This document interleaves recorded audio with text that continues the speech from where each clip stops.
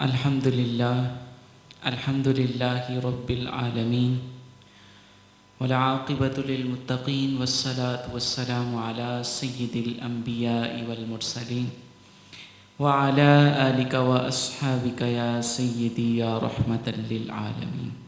آج ہمارا درس قرآن سورۃ بقرہ کی آیت نمبر 67 سے شروع ہو رہا ہے۔ ادھر بھی حضرت موسیٰ علیہ السلام کی قوم کا ذکر ہو رہا ہے۔ وَإِذْ قَالَ مُوسَىٰ لِقَوْمِهِ إِنَّ اللَّهَ يَأْمُرُكُمْ أَن تَذْبَحُوا بَقَرَةً، اور جب موسیٰ نے اپنی قوم سے کہا بے شک اللہ تمہیں ایک گائے ذبح کرنے کا حکم دیتا ہے۔ قَالُوا وَتَتَّخِذُونَا هُزُوًا، انہوں نے کہا کیا آپ ہمارے ساتھ مذاق کرتے ہیں؟ قَالَ أَعُوذُ بِاللَّهِ أَنْ أَكُونَ مِنَ الْجَاهِلِينَ، موسیٰ نے کہا میں اللہ کی پناہ مانگتا ہوں کہ میں جاہلوں سے ہو جاؤں۔ یہ ادھر حضرت موسیٰ علیہ السلام نے اپنی قوم سے فرمایا کہ تم ایک گائے کو ذبح کرو۔ یہ گائے کو ذبح کرنے کی وجہ کیا تھی؟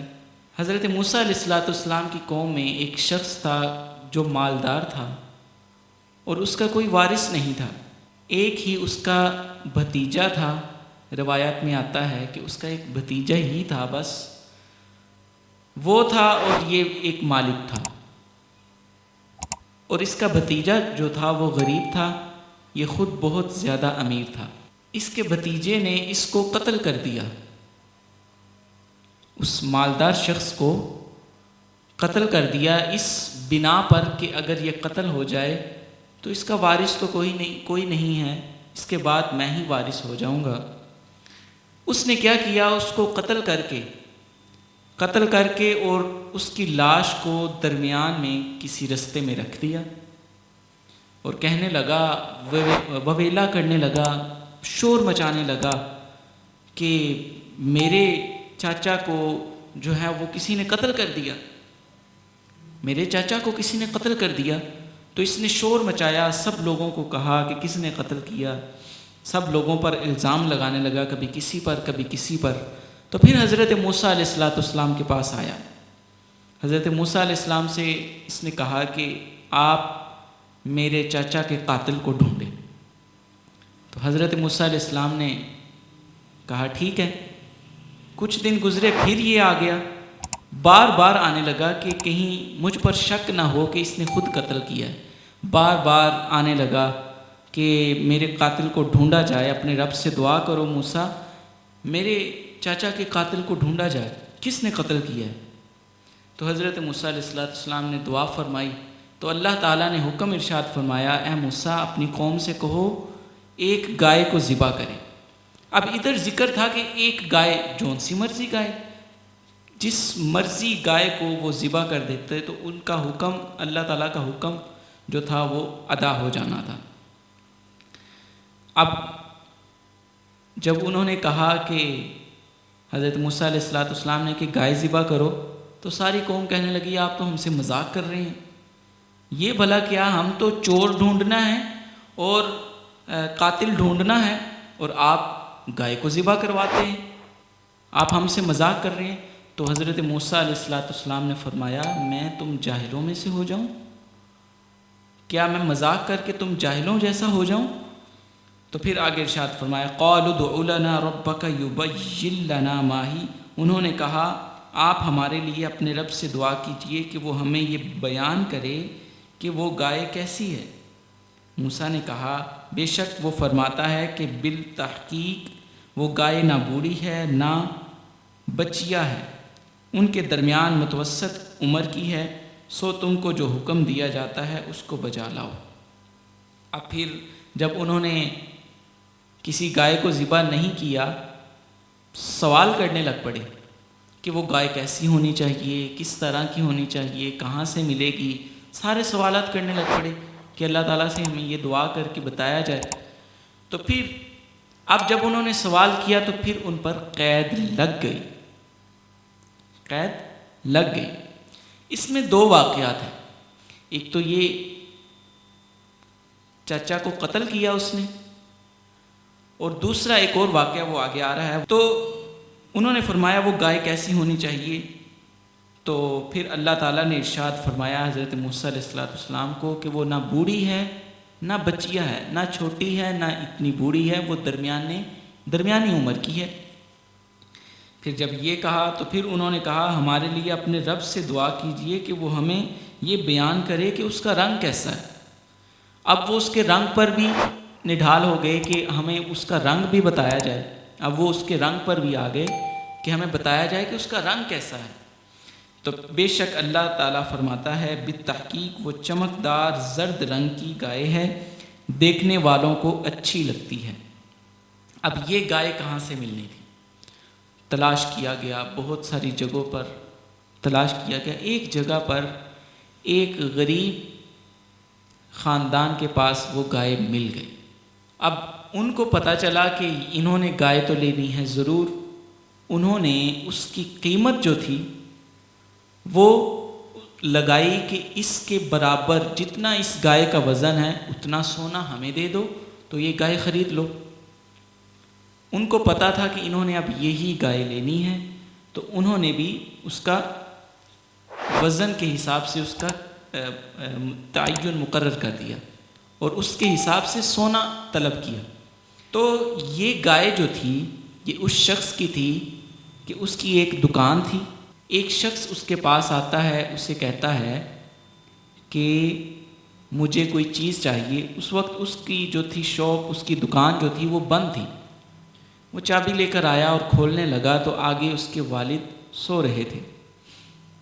تو اس نے دکان نہ کھولی، اس نے کہا کہ میرے والد صاحب اٹھ پڑیں گے، وہ جاگ جائیں گے، ان کی نیند خراب ہو جائے گی، تو لہٰذا میں آپ کو وہ چیز نہیں دے سکتا۔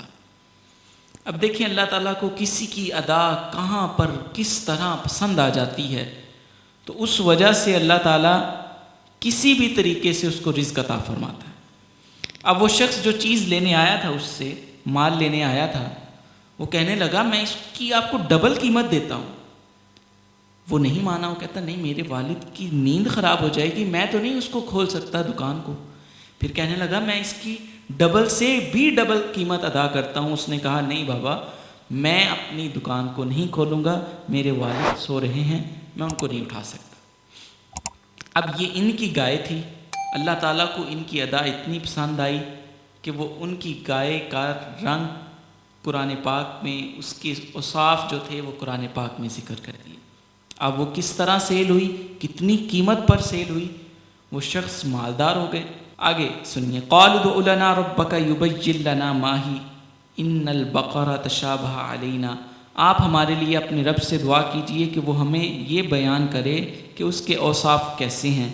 بے شک گائے ہم پر مشتبہ ہو گئی ہے، اور بے شک اگر اللہ نے چاہا تو ہم ضرور ہدایت پا جائیں گے۔ موسیٰ نے کہا بے شک اللہ فرماتا ہے بالتحقیق وہ ایسی گائے ہے جو نہ محنت کرنے والی ہے، نہ زمین میں ہل چلاتی ہو، اور نہ وہ کھیتی میں پانی دیتی ہو، وہ صحیح سالم اور بے داغ ہے۔